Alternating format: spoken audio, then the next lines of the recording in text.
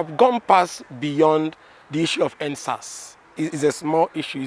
It's a fight that the protesters have won, but it's not the battle.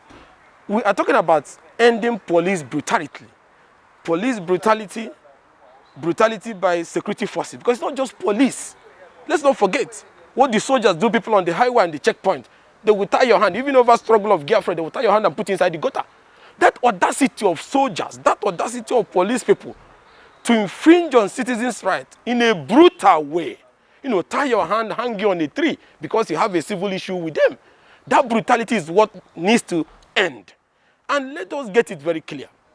Some of these officers, both in the army, both in the police, both in SARS, have gone wrong a long time ago. But let's ask ourselves, how come they went rogue a very long time ago and nothing happened? That brings me to the issue of leadership incompetence. What was the leadership of the police force doing? Why were they collecting salary? What were they going to work? What were they doing? As these complaints were coming from Nigerians.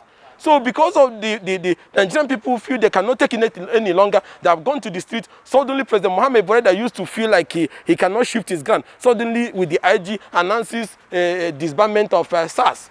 That thing is a mere academic disbandment. The real disbandment have not happened. These people are still roaming everywhere. They are still with their weapons. And now they want to announce a new organization. Have you forgotten that this is not the first time SARS is disbanded, reformed, renamed? It used to be state SARS, later it turned to federal SARS. They have been doing all this thing. This thing keeps coming back like something with a cat with 9 lives. So they know they are not ready for the reform. They are even enjoying it, to the extent that even the counter-terrorism units are even being used for political targets like they did in Kogi. So they created all these units and they are enjoying it because, one, they make money from this thing. Not only they use them for political target. So they have desecrated the police force, especially those special units. This SARS thing is supposed to be like what you have the tactical unit in the US. So all this SWAT and so on and so forth. Now you have a group of people that feel that above the law. They will tell you, I waste you before they open fire. See, we're not supposed to forgive them. There's not supposed to be any middle ground other than you wipe that organization completely out. You establish, by now, we would have expected the IG to have paraded SARS officers who were involved in indiscriminate killing of citizens. That's what you should be doing. They are protecting them. And you want people to believe that you are ready for reform. They are not ready for reform because the IG have been there, the police commissioners have been there, the president have been there. These things have been happening. I want to ask you, what did President Mohamed Buhari do? This thing is playing to the gallery. You say you have disbanded them. You say you are going to fight to respect citizens. When did President Mohamed Buhari government start respecting citizens' rights? People are being killed and raped in Southern Kenya. They are being killed in Zamfara, the bandits. Even the government can say they cannot consult through because bandits are more powerful than their government. So at the end of the day, you can see that the police has failed in its duty, and now they are visiting so much brutality on the citizens. So they need to reform the entire police force. They need to reform the entire security agencies and stop the brutality by security forces. This brutality did not stop only with the police. It's in the army, it's in the navy. Even when you struggle girlfriend with them, navy will bring down your house. So all this nonsense has to stop. And now there must be consequences for leaders who fail to do what they are supposed to do.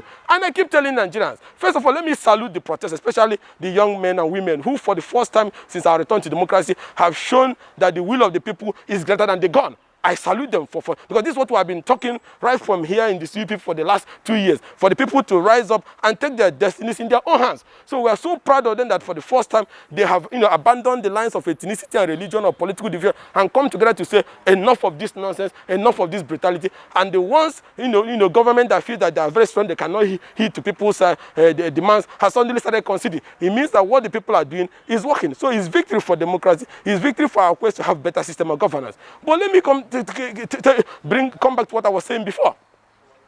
As long as you leave President Mohamed Buhari, who was there when SARS went rogue? Who was there when the bandit took his village in Katsina? Who was there when they are killing people in Southern Kaduna in Zamfara? Who were there when SARS people, mobile police unit, ROT or whatever they call it, CTU, also, we are on rampage, oppressing and showing so much brutality on citizens? Once you leave the Inspector General of Police, once you leave the Chief of Army Staff that is there, that his soldiers goes to tie people's hand at the back and hang them inside a dirty gutter. Once you leave all this people and say you are reforming police, you are reforming the security, that's total nonsense. And I want to tell the protesters, you have a golden moment to solve all these issues once and for all.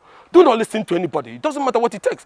The government must commit to holistic police reform, commit to holistic reform of the security agencies. Ensure that there's an end to police and security agencies' brutality. And not only that, You count the number of people SARS have killed. I don't think they're up to 10,000. I don't think. But count the number, what the bandits have done in the last 4 years. It's almost 100,000. So why we save the few that SARS is killing? Let's remember that there's another group, that the bandits and all these other groups are killing in different parts of the country, whether in southern Kaduna, whether it's in Zamfara, whether it's in Katsina, whether it's in the forest in Niger here, whether it's in the Ogun Expressway or Kenya Expressway, that there's hundreds of thousands that have been killed in the last 3-4 years. The government must commit to ending insecurity, because under Section 14 of the Constitution, and I keep saying it all the time, the primary responsibility of government is protection of lives and property. If the president, the commander-in-chief, and his service chiefs could not protect lives and property, they said that the people who were hired to protect lives and property, like the SARS, the CTU, the army, and so on, are the ones killing citizens. The commander-in-chief has failed. The service chiefs has failed. They need to resign. And that is why I want the protesters. This is not politics. You need to, now that you have achieved, you have won the first leg of the fight, but you have not won the battle. Now we are done with the issue of the name called SARS, because I have not reformed it. Now you move to the issue of accountability. Somebody must pay for this. Somebody was there when this thing was going on. The IG did not do anything. The president did not do anything. The service did not do anything. They need to resign. And that is why I want the protesters to tailor their demand into something that will be more sustainable now that I won the first leg. And then they need to continue to remain resilient. They will do everything to divide them. They will do everything to apply sort of, kangaroo arrangement and discussions and peace meeting. They will draft all sort of documents of the lineup of how they want to reform it. This is the same people. You forgot you have the mobile police unit. Some of them went rogue. From there, you made them members of city. Some of them went to SARS. It's the same people. They have not recruited new people. It's the same people that Even the police people do the same thing.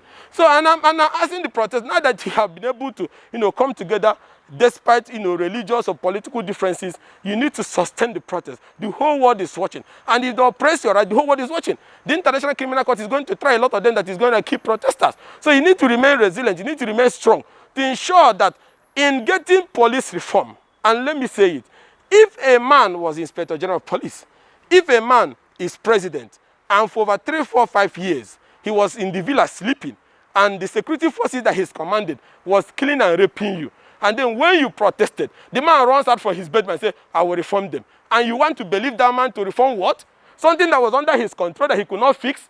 So the right thing, and I keep saying it, go, let the president, made to see reason why he should resign, that he cannot do the job. Let the Inspector General of Police be held accountable for the actions of the men of the security forces under his command. And once you do all these things, you can now have the enabling ground for you to talk about reform.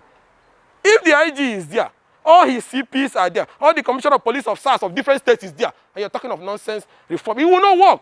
It's the same people. They are sitting right with them. I passed some of them in Gusakbe. They are still in their office. So let us not be deceived that after all this whole, with the people that have died, and then we'll go back, we have not achieved anything other than the removal of the name called SARS. Nothing has been removed as I speak to you right now. And that is why the demand has to be very clear. Holistic police reform, holistic reform of the security agencies, and immediate end to brutality of the security forces, not just the police, security forces. And then for the president to end the growing insecurity that tens of thousands are dying every month in all parts of the country. These are demands that should not be negotiable. We have decided not to be in the forefront of this because let's not be accused that it is political. But as citizens of this great country, as political leaders who has the mandate to elect people into, we are telling the people that at this point we want to congratulate them for winning the first leg. But now they have to tell us their demand to achieve a sustainable gain in this struggle. And I need to tell you to understand that these things happened because you have a commander-in-chief who does not understand that his primary responsibility, as demanded by Section 14, is to protect lives and property. Who feels that he's doing Nigerian people a favor before he doesn't need to respond. You look at the time it took him. Because he saw the young people are getting more angry. That's why suddenly they started to make concession. They don't use to make concession.